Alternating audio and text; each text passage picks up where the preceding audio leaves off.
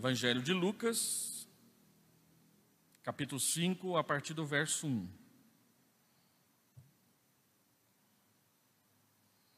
Antes de eu ler o texto, eu gostaria de trazer uma explicação à igreja. Os irmãos perceberam que o púlpito veio para o centro. E alguém já perguntou por quê. O púlpito veio para o centro para facilitar duas coisas. Facilitar o ângulo da câmera e a imagem na transmissão ficar mais suave. O púlpito à direita, nós estávamos com metade branco e metade a nossa concha. E isso não estava ficando esteticamente bom na transmissão. Então o púlpito veio para o centro. Quem assistiu à conferência e viu a transmissão com o reverendo Weber, viu quanto ficou mais suave, inclusive para a iluminação, o púlpito no centro. Segundo, várias vezes eu fui interpelado por alguns irmãos que sentam à esquerda, dizendo que é muito ruim quem senta à esquerda, principalmente nos primeiros bancos, o púlpito fica lá do outro lado do templo. Então, como que nós fizemos? Nós colocamos rodinhas no púlpito, de modo que o pastor não tem nenhuma questão com a obrigatoriedade do púlpito estar no centro na hora em que estivermos com cantores e músicos apresentando aqui atrás. Tranquilamente, sem qualquer medo de que o pastor virá igual uma cobra caninana em direção do seu pescoço, você pode destravar as rodinhas, puxar o púlpito para a direita e nós podemos fazer a transmissão com um momento de louvor, como era feito antes, sem qualquer constrangimento. O púlpito ao centro, na arquitetura evangélica, ele não quer dizer que é um momento para dar vez e voz ao pregador. Isso quer dizer simplesmente, na arquitetura evangélica, que a palavra está no centro. Então, desde o começo, lá na época da Reforma, quando o púlpito saiu da direita, como é no templo católico, e veio para o centro, a intenção não era fazer do pregador um popstar. A intenção é que a palavra estivesse no centro e um pouco mais alto, para mostrar o valor do sola scriptura visualmente para a igreja. Tendo feito essas considerações, então eu quero convidar os irmãos a lerem comigo Lucas capítulo 5, do versículo 1 até o versículo 11.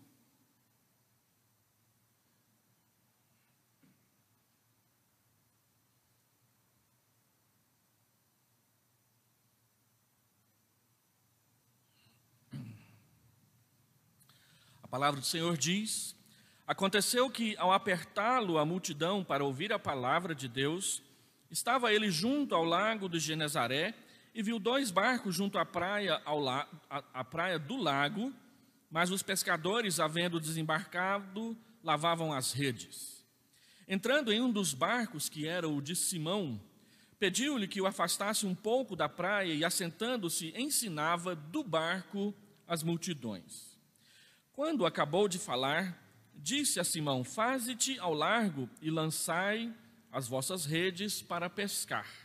Respondeu-lhe Simão: mestre, havendo trabalhado toda a noite, nada apanhamos, mas sob a tua palavra lançarei as redes. Isto fazendo, apanharam grande quantidade de peixes e rompiam-se-lhes as redes.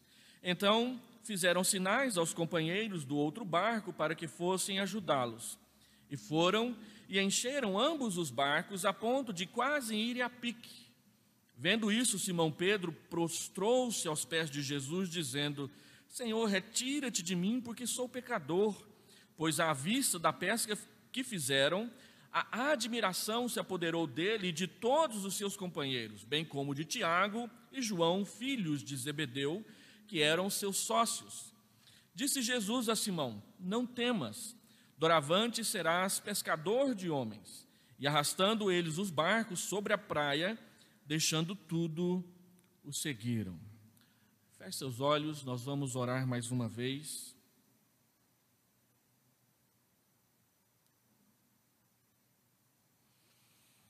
Pai, é a palavra do Senhor que nós lemos, e ela mexe com a nossa imaginação, mas nós queremos pedir que o Senhor também mexa com o nosso coração. Aplique e ensina a palavra do Senhor a todos nós aqui assentados, aos irmãos também que estão do outro lado da câmera, nos assistindo pela internet. Todos nós queremos cultuar o teu nome e todos nós queremos ouvir a tua voz na pregação. Fala ao teu povo, enche o teu povo do teu espírito, o coração, a alma do teu povo do teu espírito. Vem, Senhor Deus, estender as tuas mãos para abençoar todos aqueles que sofrem e todos aqueles que carecem da direção do seu pastor. Vem, Senhor Deus, encher a tua igreja da tua presença, de tal modo que todos nós não nos furtemos a atenção da tua palavra, mas aguardemos no coração para dela beber e nos alimentar sempre que necessário. Visita a tua igreja nessa noite. Nós queremos te pedir em nome de Jesus. Amém. Amém. Por que falar sobre a humanidade do Evangelho, observando com isso a humanidade do próprio Senhor Jesus Cristo? Por pelo menos 4 razões. Primeiro, porque foi isso que Lucas fez. Lucas escolheu falar de Jesus para os gregos, mostrando o quão perfeita era a sua humanidade. Quando nós dizemos que Deus nos visitou na pessoa do homem Jesus de Nazaré, nós não queremos dizer que Deus o possuiu, que Deus o dominou, que Deus o escravizou, mas nós queremos dizer que é o próprio Deus encarnado como um ser humano veio até nós. Segundo, porque o Evangelho é o próprio Jesus Cristo entre nós. Quando você lê o livro de Romanos, capítulo 1, e Paulo fala a respeito das razões por que ele quer conhecer e visitar a igreja de Roma, ele argumenta de tal forma que fica bem claro que quando ele diz que quer pregar o Evangelho, ele está dizendo que quer falar de Jesus. E que o próprio Senhor Jesus é o Evangelho que nós pregamos. Pregar o Evangelho é pregar Jesus. Pregar o Evangelho é falar de Jesus. Falar de Jesus é pregar o Evangelho quando nós conversamos. Terceiro, porque Cristo ele é o nosso mestre e Ele é o nosso modelo. Ele nos ensina estando entre nós e Ele é o modelo que nós devemos seguir em tudo o que nós fizermos. O Evangelho nos mostra quem Ele é e como Ele agiu, para que nós possamos conhecê-lo e agir segundo Ele agiu também. E em quarto lugar, falar da humanidade do Evangelho, falando sobre a humanidade do Senhor Jesus Cristo, é importante porque Cristo trouxe não apenas o perdão objetivo de Deus na cruz, quando Ele foi crucificado e ali Ele realizou o perdão, e nós chamamos isso de justificação, Romanos capítulo 5, versículo 1, versículo 2, versículo 3, mas também Ele veio e se uniu a nós para sempre, de modo que muito do que Ele pretende fazer, Ele o faz através de nós. Na leitura da abertura do culto, feita pelo nosso irmão Felipe, ficou claro numa das frases do texto, que o Senhor Jesus escolheu os 12 apóstolos para que eles estivessem com Ele. Jesus não os chamou simplesmente para treiná-los e enviá-los, mas Jesus os chamou para que eles tivessem comunhão com Ele, para que eles o conhecessem, para que eles pudessem saber quem ele era, e para que quando eles falassem dele, eles não estivessem falando de um fantasma, de uma ideia, de uma imagem, de um texto que eles leram, mas de alguém com quem eles conviveram, porque é exatamente isso que Deus quer fazer conosco, Ele quer conviver conosco. E é por isso que o Senhor Jesus vai dizer em João capítulo 14, verso 6, que nós não devemos ficar tristes, porque Ele vai para a casa do Pai. Na casa do Pai há muitas moradas, há muitos apartamentos, e Ele está preparando um para cada um de nós, para cada família aqui presente, para o seu povo, a fim de que nós possamos morar com Ele, morar na sua casa, estar com Ele o tempo todo. Quando nós lemos sobre escatologia, o estudo das últimas coisas, e lemos os textos de Mateus 24, 1 Tessalonicenses 4, que falam da volta do Senhor Jesus e do arrebatamento, esses textos mostram que a igreja será arrebatada, ela subirá para se encontrar com Jesus e descer com Ele, para que onde Ele estiver, nós estejamos com Ele também. Deus nos chamou não só para nos enviar, mas Ele nos chamou para que nós pudéssemos ter comunhão, união, a estar, gozar, usufruir da sua presença e do seu amor eterno por nós. E esse texto que nós acabamos de ler é um daqueles textos maravilhosos dos evangelhos que mostram essa proximidade do Senhor Jesus conosco. Lembre-se que o que está acontecendo aqui é no Mar da Galileia. E nós somos levados muitas vezes por essa expressão Mar da Galileia a imaginar, quem sabe, uma praia de Alagoas, né? Aquele mar azul com aquelas ondas maravilhosas, uns 2 ou 3 surfistas andando por ali nas suas pranchas, e nos esquecemos que o Mar da Galileia de mar não tem nada, ele é um lago de água doce, que tinha 24 quilômetros de comprimento e 12 quilômetros de largura. Deixa eu tentar dimensionar isso na sua cabeça. Quando você chega numa cidade e a atravessa, uma das primeiras placas que você vê, depois daquela Goiânia a 5 quilômetros, vem uma segunda placa que diz assim, perímetro urbano, tantos quilômetros.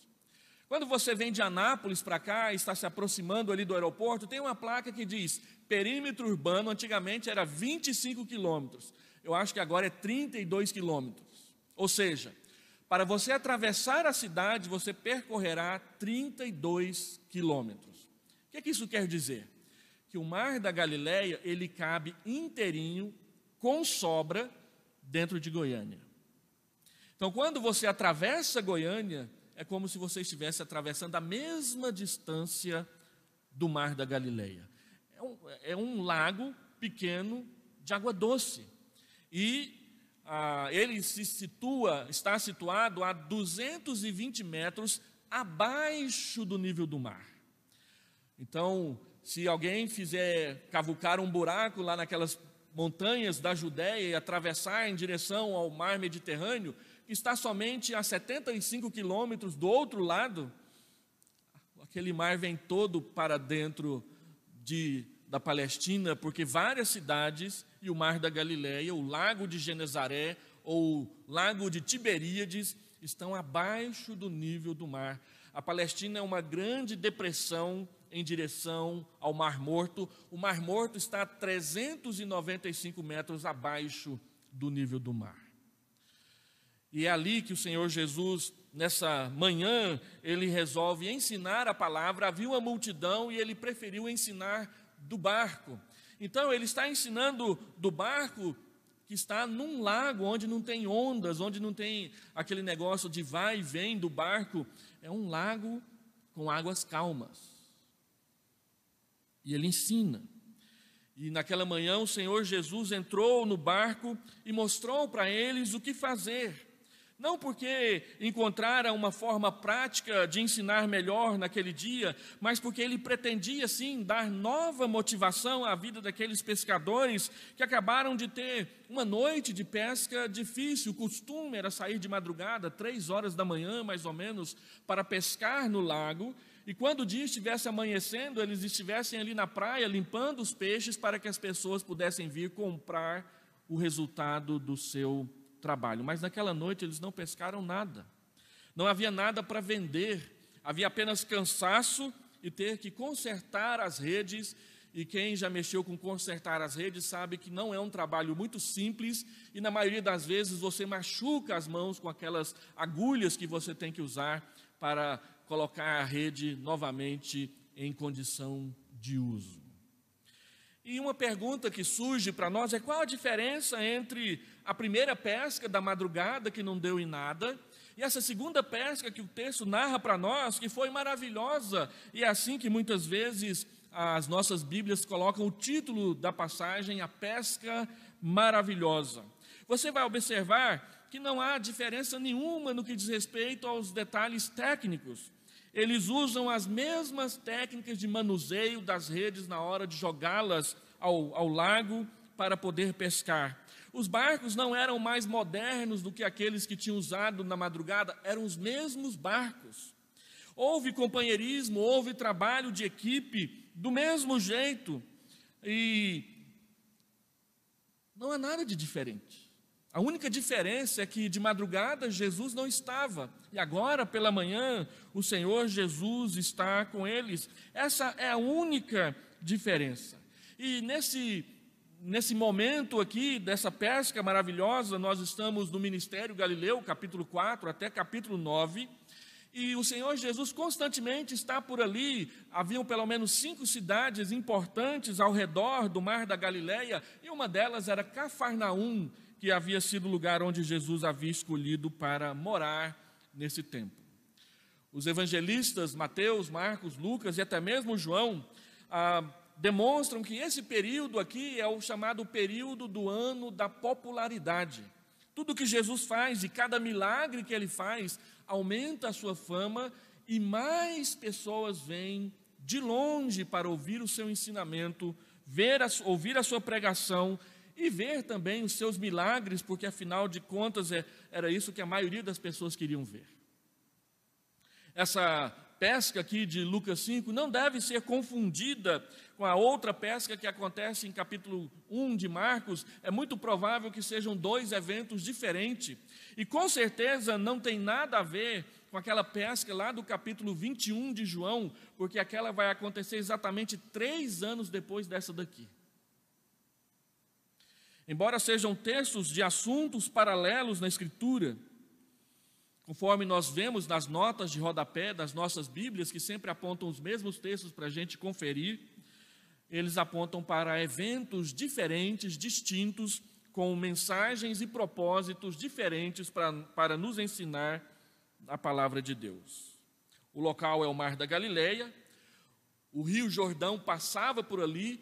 O Mar da Galileia é formado pelas águas do Rio Jordão, que formam essa bolsa chamada Lago de Genezaré, e depois ele continua para desembocar finalmente lá no Mar Morto, descendo, serpenteando ali aquela grande depressão de Israel.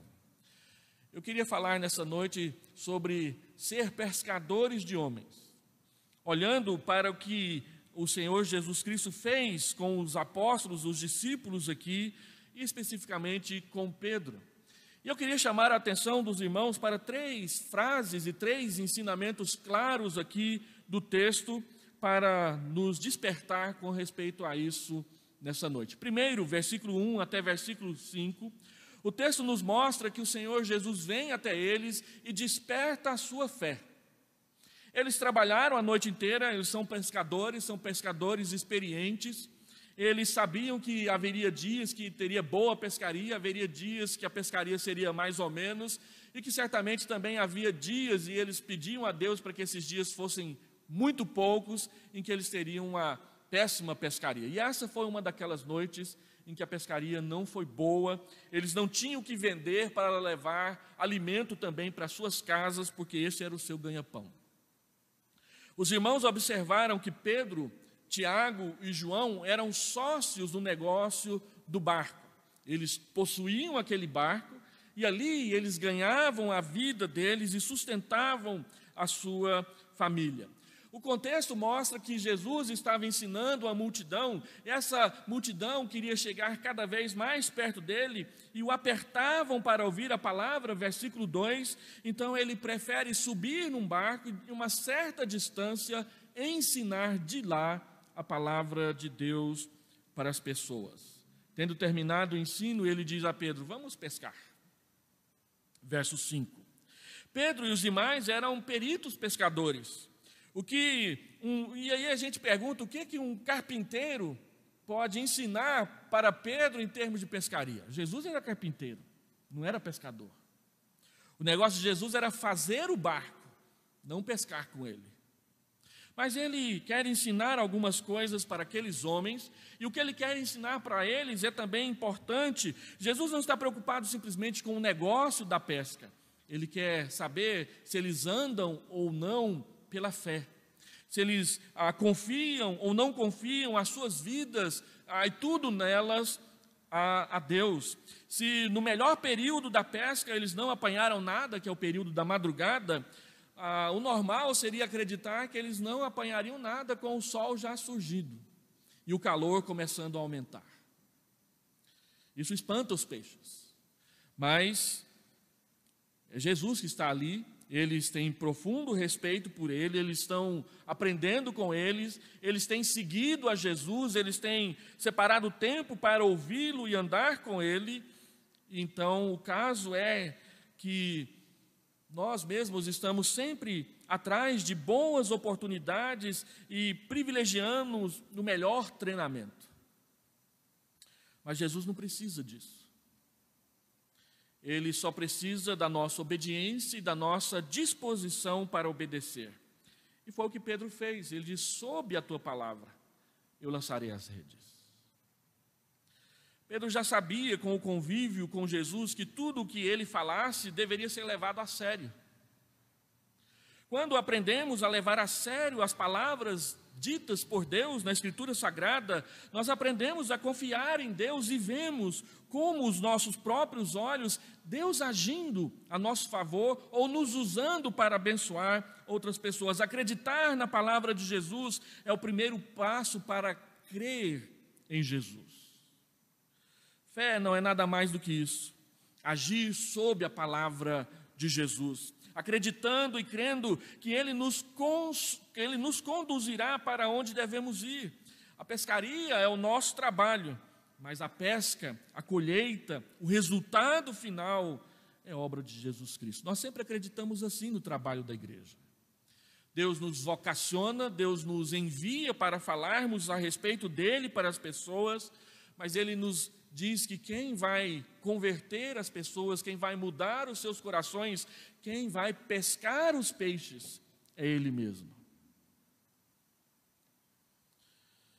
Ele nos ensinou que se nós crêssemos nele, nós não trabalharíamos e não colheríamos em vão. Deus dá semente nas mãos de quem trabalha e, ao fazê-lo, Ele desperta a nossa fé. Quando Ele nos ordena a obedecer a sua palavra e falar dele às pessoas, Ele já deixa bem claro desde o começo que o resultado é com Ele. Ele deseja que nós participemos do trabalho, Ele quer saber se nós estamos dispostos a ouvir a sua palavra, a obedecer os seus mandamentos, mas Ele deixa bem claro que o resultado é com Ele. E isso traz segurança para nós, isso traz tranquilidade, isso tira a ansiedade do nosso coração. Ele quer despertar a nossa fé. Segundo lugar, Ele transforma o nosso senso de indignidade e medo em segurança, versículo 6 até versículo 10. Então eles lançam as redes e o texto diz que eles pescaram tantos peixes que o barco quase foi a pique, ou seja, quase que o peso daqueles peixes fez com que as águas entrassem para dentro do barco e ele afundasse. A palavra de Deus deixa bem claro para nós que o Senhor Jesus, quando Ele mostra a nossa indignidade, o seu objetivo não é humilhar, o seu objetivo não é fazer com que nos afastemos dEle, mas é mostrar o quanto nós precisamos aprender a depender dEle em todas as nossas ações. O texto diz que eles pescaram grande quantidade de peixes, as redes rompiam-se. Jesus criou todos os peixes, Ele é o Criador. Então Ele pode fazer assim, chamá-los para perto dEle. Eu me lembro de ouvir aqui em Goiânia, ali no centro de convenções, um pastor israelense pregando para nós, e ele pregou naquele texto em que Jesus paga o imposto. Também foi ali em Cafarnaum, e os peixes que foram usados, o peixe que foi usado para encontrar as moedas também era ali do mar da Galileia. Os irmãos se lembram, em Cafarnaum havia um posto de impostos, então todos que iam por ali e usassem da estrada que ia para Damasco, que partia de Cafarnaum, tinham que passar no pedágio e pagar impostos. E Jesus e Pedro passaram por ali. Jesus não tinha dinheiro, então diz a Pedro: vá ao mar, ao lago, e o primeiro peixe que você pescar, você vai encontrar 2 moedas. Uma é para pagar o seu imposto e a outra é para pagar o meu imposto. E assim, Pedro foi lá, pegou o primeiro peixe, e dentro do primeiro peixe tinha 2 moedas, exatamente o valor do imposto que deveria ser pago. Jesus podia simplesmente fazer aquelas moedas aparecerem na barriga do peixe. Mas esse pastor que estava pregando para nós, ele começou a pensar, pense na providência divina. É muito possível que alguns dias antes, ou quem sabe até mesmo na noite anterior, ou na tarde anterior, haviam 2 pescadores pescando por ali, e um resolveu mostrar para o outro que tinha 2 moedas, e na hora que ele foi mostrar, deu um vento mais forte, pluft. E as moedas foram para dentro d'água, e você já viu quando você joga uma pedrinha e fica olhando ela sumir diante dos seus olhos. Então o pregador disse, e Deus chamou o peixe. E o peixe foi lá e nhaque nas moedas. E quando ele comeu as moedas, e aquelas moedas pesaram no seu estômago, Deus disse, eu vou resolver o seu problema, atravessa o mar da Galileia, que alguém vai tirar essas moedas da sua barriga amanhã. Então aquele peixe nadou um bom tempo até chegar lá, e quando ele viu o anzol de Pedro, ele mordeu o anzol. É claro que ele virou depois alguma coisa na frigideira de alguém. Mas a providência diz que Deus o chamou porque Deus o criou, Deus tem o controle sobre todos os peixes do mar da Galileia, Deus tem o controle sobre todas as coisas, e nós precisamos aprender a confiar que é assim também para tudo na nossa vida. Jesus conhece todos os peixes, Ele sabe onde cada um deles está, porque Ele é onisciente. Jesus governa todos os peixes, e Ele então pode chamá-los e trazê-los para a rede, porque Ele é onipotente. E Ele os levou até ali para encher aquelas redes. Quando Pedro viu aquilo, sendo ele um pescador experiente, ele, assim como Isaías, no texto que nós lemos aqui na liturgia do culto, ele percebeu a sua indignidade. Ontem os irmãos viram o reverendo Weber fazer alguns comentários sobre esse texto, mostrando que perceber que é Deus, ou que nós estamos na presença de Deus, isso nos assusta, isso é perigoso para nós, porque Ele é santo e nós somos pecadores. E é interessante que ver aquele monte de peixes imediatamente trouxe à mente de Pedro o entendimento e a consciência da sua indignidade. Pedro tem o seu primeiro lampejo de entendimento da divindade de Jesus, porque quando ele vê isso, a Bíblia diz que ele se prostra diante de Jesus. Ele cai de joelhos dentro do barco. E ele olha para si mesmo e ele diz, Senhor, sai de perto de mim, porque eu sou pecador. Ele não diz, eu sou pescador, ele diz, eu sou pecador. Ele percebe, diante do milagre, que aquele homem que está diante do seu olhar, diante dos seus olhos, não é somente um homem bom, não é somente um homem inteligente que prega bem, mas ele é mais do que isso. Ele é alguém que eu sou indigno de estar na sua presença. Ele é alguém que eu não mereço estar com ele onde nós estamos agora. É necessário que haja uma distância entre nós, porque ele é muito mais do que eu.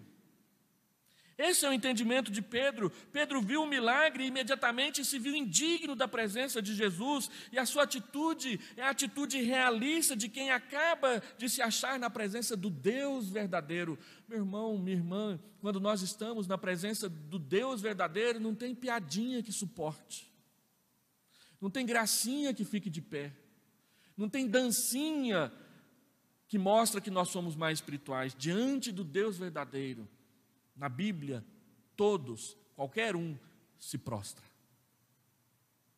Se prostra reconhecendo a sua indignidade.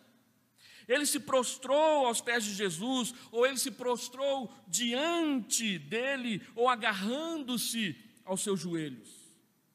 Da mesma forma que tantos outros homens e mulheres no Antigo Testamento fizeram, e também no Novo Testamento vão fazer e para nós já fizeram. Na presença de Deus, na presença do Deus Santo, o homem pecador treme. Quando Adão ouviu a voz de Deus na veração da tarde, ele se escondeu atrás das árvores porque teve medo da santidade de Deus. E ele tinha acabado de entender que ele era pecador. Quando nós andando um pouco mais na Escritura, nós vemos Abraão, quando Deus revela para Abraão que vai destruir Sodoma e Gomorra, Abraão diz: eu que sou pó e cinza, como que eu posso ficar na sua presença? Manoá e a sua esposa, os pais de Sansão, quando eles veem aquele anjo do Senhor recebendo a sua oferta de manjares, e do texto diz que ele se ouve maravilhosamente, ele subiu na fumaça para o céu, eles ficaram de boca aberta, achando que, pelo menos Manoá, achando que eles iriam morrer, e graças a Deus a esposa dele tinha frequentado a escola dominical de direito, e ela disse: olha, se ele quisesse matar a gente já estava morto. Para que ele ia perder tempo explicando tudo que o nosso filho vai ser, se ele queria matar a gente? Mas o medo, o temor, o senso de indignidade por causa de ser pecador, que diante do Deus verdadeiro, nós nos vemos e nos conscientizamos de que somos pecadores, de que somos indignos, de que não merecemos a sua presença entre nós.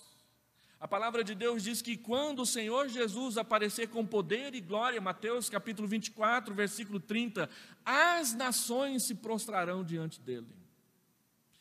Filipenses capítulo 2, versículo 5 a 11, diz que ele se humilhou e se humilhou até a morte de cruz, mas ele foi exaltado, ele recebeu o nome que está acima de todo nome, e perante esse nome todo joelho se dobrará.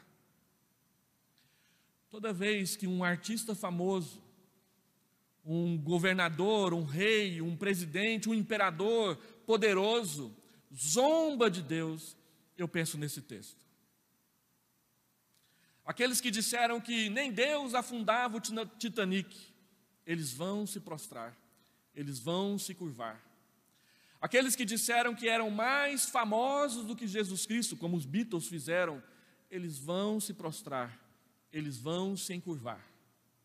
Diante do Senhor Jesus, no dia do seu retorno glorioso, todos os ayatolás, todos os imperadores, todos aqueles que disseram que eram divinos, os faraós e os césares, vai fazer fila prostrados na sua presença. E nós também. Mas haverá uma diferença. Aqueles que não creem, não amam e não temem o Senhor Jesus, se prostrarão para reconhecer o nome verdadeiro e glorioso de Deus para o seu juízo. Mas aqueles que, arrependidos dos seus pecados, entregarem as suas vidas para Jesus, vão se curvar em alegria e gratidão, porque vão morar com Ele por toda a eternidade. Então Pedro se prostra, e o texto deixa bem claro que ele se prostra se sentindo indigno, se vendo indigno e cheio de medo. Mas o Senhor Jesus, em terceiro lugar, transforma a nossa visão e o nosso medo em bênção. Ele diz, verso 10 e verso 11, olha, não tenha medo, a partir de hoje você será pescador de homens. É um detalhe do texto que a palavra pescar aqui não é pescar com anzol e linha, mas é pescar com redes, porque no anzol e linha você machuca o peixe e você vai levá-lo para casa morto. Mas pescar com a rede, você pega ali, naquele momento, os peixes vivos. E o Senhor Jesus está nos chamando para sermos pescadores. Versículo 10, ele vira para Pedro, é Jesus, é Deus quem diz para Pedro, não tenha medo. Quando nós olhamos para Deus, sendo quem somos, homens, mulheres, pecadores, pecadoras, na sua presença, nós temos medo. Mas Deus mostra que a sua revelação, o fato de ele se dar a conhecer a nós, não é para nos julgar e nos condenar, mas é para graciosamente nos perdoar e salvar. Ele tem outros planos para Pedro. Ele não quer simplesmente humilhar Pedro, ele não quer tripudiar em cima de Pedro, dizendo: você não pesca, eu pesco muito melhor, como a gente faz nas nossas pescarias. Não, não tenha medo. A partir de hoje, desse momento em diante, você é uma nova categoria de pescador. Agora você vai pescar homens para Deus. A graça de Deus não se move pelo poder de condenar, mas pelo poder de perdoar e restaurar as vidas das pessoas que reconhecem a sua grandeza e a sua indignidade. A grandeza de Deus, a glória de Deus e a nossa pequenez, a nossa indignidade, a nossa pecaminosidade. A presença santa de Cristo acalma o coração que se aflige na sua condição de pecador. E essa é mais uma das razões porque Lucas mostra a perfeita humanidade de Jesus, porque sendo ele perfeitamente homem, ele pode nos socorrer nas nossas fraquezas. Hebreus capítulo 4, verso 4 ao versículo 16. Tendo o grande sumo sacerdote que penetrou os céus, aproximemo-nos, porque ele, tendo sido tentado em todas as coisas, ele pode nos socorrer. E é isso que ele faz, ele diz para Pedro: não tenha medo. Deus não quer que nós tenhamos medo dele, Deus quer que nós o amemos.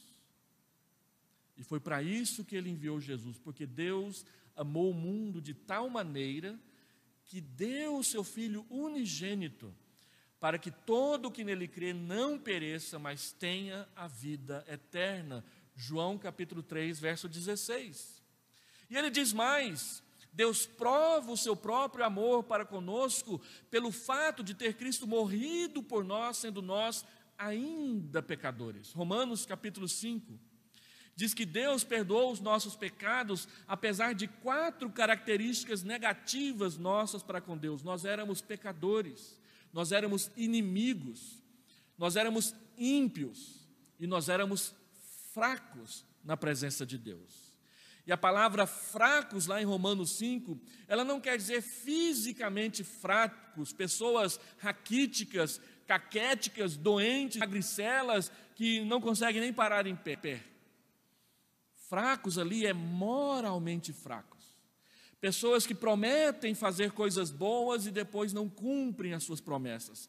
Pessoas que fazem tomam decisões de andar na presença de Deus e depois tropeçam e caem. Pessoas que no primeiro dia do ano dizem: esse ano vai ser diferente, esse ano eu vou me consagrar, esse ano eu não vou matar nenhuma departamental da SAF e não vou faltar a nenhum PGzão da mocidade. 2 meses depois já começa a receber aquelas mensagens: cadê você? Onde você está? Scooby-Doo. Porque não apareceu mais. Não, o Senhor Jesus, ele nos fortalece, apesar das nossas fraquezas, apesar das nossas impiedades, apesar dos nossos pecados, apesar das nossas inimizades pecaminosas contra Deus. A Bíblia diz que ele prova o seu amor para conosco. Ele não deixa escapar o fato de que ele nos ama. E ele nos ama intensamente, porque Deus amou o mundo de tal maneira. É Ele quem nos estende a mão quando o nosso fracasso e o fracasso das nossas habilidades e da nossa sabedoria se revelam frágeis diante do seu poder tão exato e tão maravilhosamente assustador. Ele transforma a nossa indignidade em segurança. Ele diz para Pedro: não tenha medo. Estende a mão, Pedro. Levanta, Pedro. Fortalece, Pedro. Incentiva, Pedro.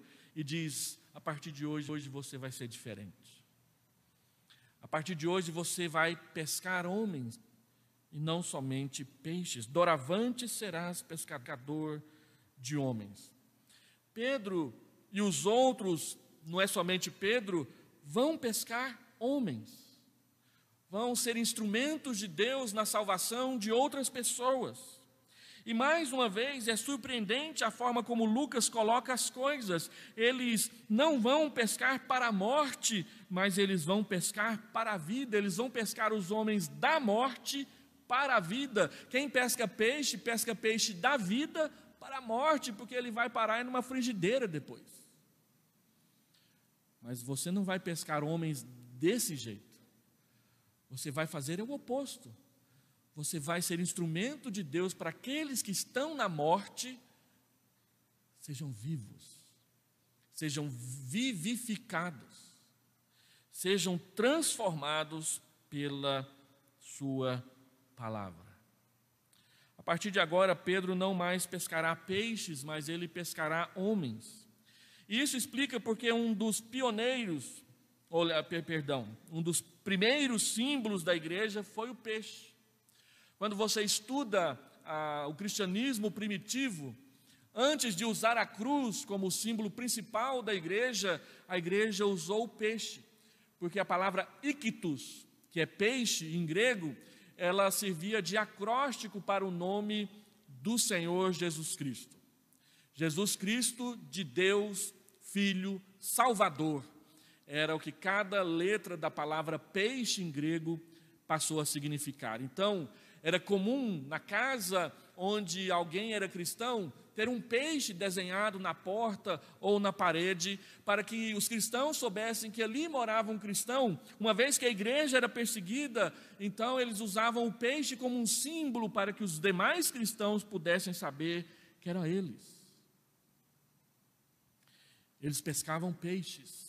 Não, agora eles pescam homens, mulheres, crianças, adultos, idosos, para a glória de Deus. Deixa eu terminar este sermão.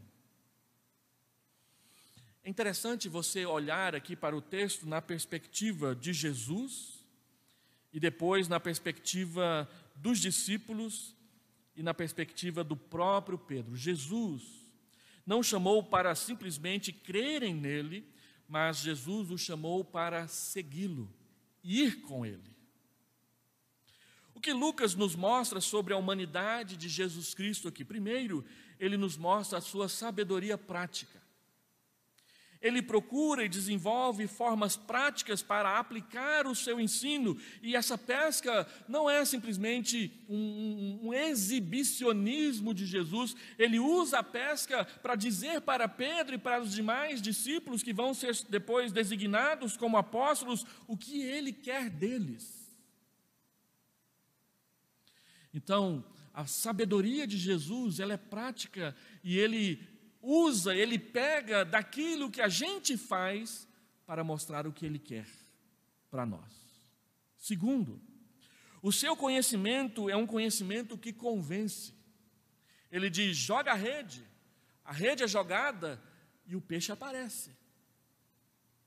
Nós estamos lidando com quem controla todos os peixes, nenhuma pescaria vai ser problema com Jesus. Nós estamos lidando com aquele que conhece o coração de cada pecador, de cada pecadora. Por pior que seja o meu sermão, por pior que a igreja seja ou não seja acolhedora, ele sabe o que faz. E ele nos usa. Quanto mais dedicados, quanto mais disponíveis nas suas mãos, mais ele poderá e desejará nos usar para a sua glória. Um carpinteiro dizendo a experientes pescadores o que fazer parece um contrassenso, mas o fato é que pescaram e tiveram um dia especial e marcante como pescadores, e que Deus usou para mostrar quem Ele é diante dos seus olhos. Eles vivenciaram com Jesus uma história de pescador que é verdadeira, sem exageros. Sua generosidade para com aqueles que Ele ama é sempre farta. Eles não só fizeram uma boa pesca, eles fizeram a melhor pesca de todas. porque os barcos quase afundaram. O que pescaram dava para vender, oferir bons lucros para os sócios e para os contratados que os ajudavam como serventes. Ele fez isso com aquela viúva no frasco de azeite, com aquela outra viúva de Sidom com a sua botija de azeite. Ele fez isso na multiplicação dos pães. Ele deixou exemplos de sobra de que Ele cuida de nós o suficiente, o necessário, não nos faltará se confiarmos nele. Fica claro que podemos confiar em Deus para conduzir toda a nossa vida, porque Ele é o nosso bom pastor. A tradução inglesa do Salmo 23 é diferente da nossa. A nossa diz: o Senhor é o meu pastor, nada me faltará. Na tradução inglesa, o Senhor é o meu pastor, não sentirei falta de nada. Ele mostra para nós a sua majestade misericordiosa. Pedro percebe Deus e ele diz: não tenha medo de mim. Adão disse que se afastou de Deus e se escondeu atrás das árvores porque teve medo de Deus. Os nossos pecados enchem os nossos corações de medo de Deus, principalmente quando eles são descobertos. Mas Deus revelou para Pedro, para si mesmo, quem ele era na sua presença, não para destruí-lo, mas para levantá-lo. Às vezes, quando você percebe os seus pecados e o quanto eles te escravizam, Deus está te mostrando isso não para que você tenha medo dele a fim de fugir, mas para que você tenha temor a ele a fim de se aproximar e receber na confissão o perdão. E nisso ele mostra a sua majestade. Conrad Bewi, quando esteve aqui em Goiânia pela primeira vez, um pastor de Zâmbia, ele diz que muitas vezes nós olhamos para a cruz e observamos apenas o aspecto sacerdotal de Jesus. Ele é o sacrifício, ele é aquele que sacrifica. Mas na cruz, Jesus também mostra a sua realeza. É o rei libertando os escravos do pecado, com o seu poder, com a sua salvação. Ele nos libertou do império das trevas. E Ele nos transportou para o reino do Filho do seu amor. Colossenses capítulo 1, versículo 13. Ele, o Deus que governa, está diante dos olhos de Pedro. E Ele estende a mão. Não tenha medo de mim. Venha comigo.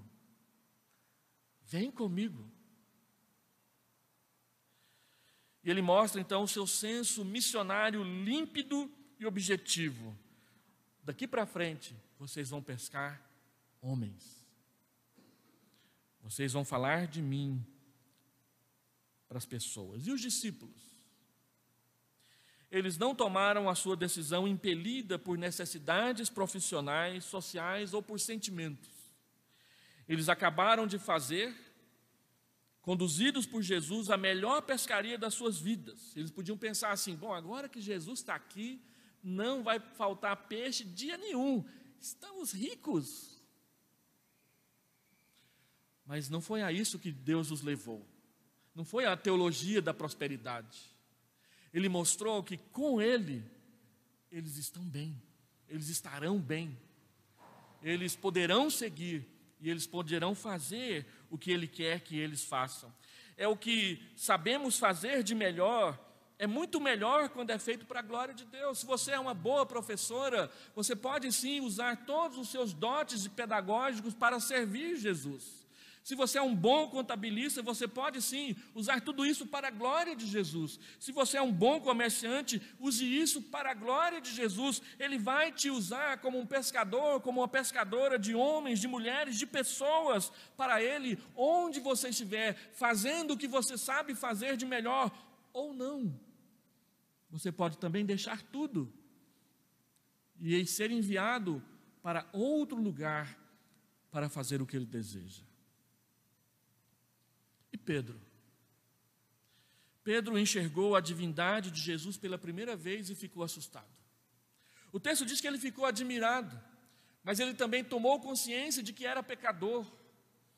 E ele pede: Senhor, sai de perto de mim, eu não sou digno, não dá, não combina, não funciona.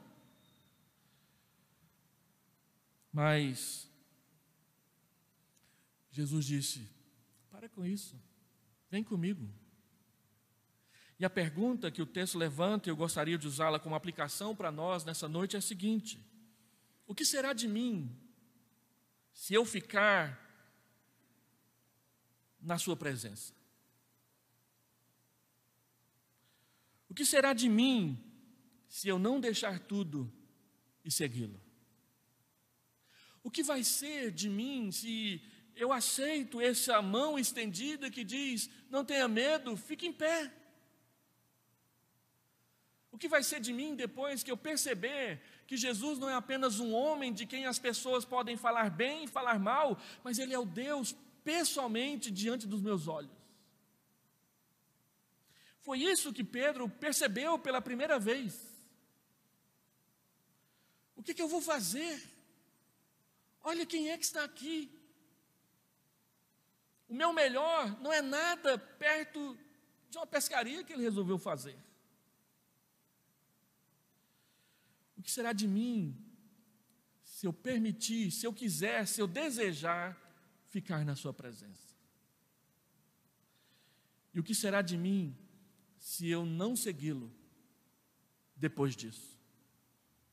Lembra daquele sermão que eu fiz sobre o moço de Eliseu, quando o rei da Síria queria prender Eliseu? Aquele moço nunca tinha visto um anjo na vida dele. Aí ele vê um batalhão. E toda vez que eu leio aquele texto, eu fico pensando: como é que aquele moço dormiu naquela noite? Será que ele dormiu? Como eu posso agir diferente ou do mesmo jeito depois que Deus me desperta para perceber quem eu sou e quem Ele é? Então o que vai acontecer comigo se eu desejar estar na sua presença? Jesus disse: não tenha medo, eu vou fazer de você um pescador de homens. Jesus disse: eu vou trabalhar na sua vida. Lembra de Isaías? Senhor, nós somos o barro e o Senhor é o oleiro. Trabalha as nossas vidas com as suas mãos. O que vai ser de mim se eu não deixar tudo e segui-lo? Deixar tudo não quer dizer desaprender o que eu sei fazer, mas deixar tudo é colocar a fila com uma nova ordem. O que vem em primeiro lugar na minha vida? O que vem depois? Qual o critério que eu uso para organizar a minha vida? Jesus acaba de dar um critério para Pedro: agora você é pescador de homens, você vai organizar a sua vida a partir disso. O Senhor Jesus te chamou para você pertencer a Ele. Como você vai organizar a sua vida a partir disso? Ele chamou você para você estar com Ele. Ele chamou você para te enviar. E onde você for, usar da autoridade dEle para ser bênção na vida de outras pessoas. Não precisa ser pastor, nem presbítero e nem diácono. Precisa só uma coisa: pertencer a Ele, estar com Ele e obedecer a sua palavra.